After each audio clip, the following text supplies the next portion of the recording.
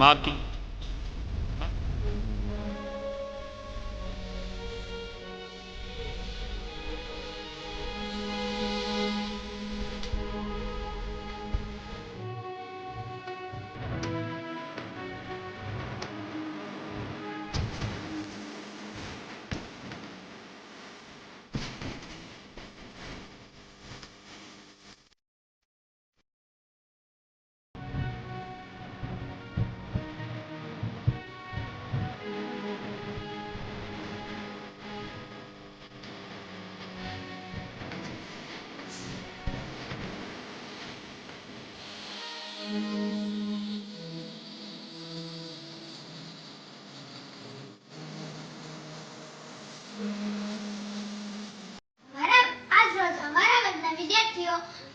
વનસ્પતિના ભાગો વિશે માહિતી આપશે.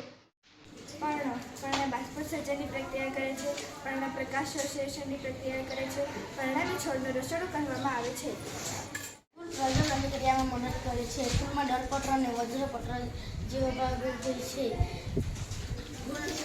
ફૂલ રંગબેરંગી અને સુગંધીદાર હોય છે.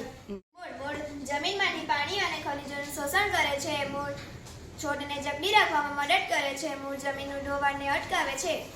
ફળ દ્વારા બીજનો ફેલાવો થાય છે. ફળ બીજનું રક્ષણ કરે છે. ફળ ખાવા લાયક હોય છે.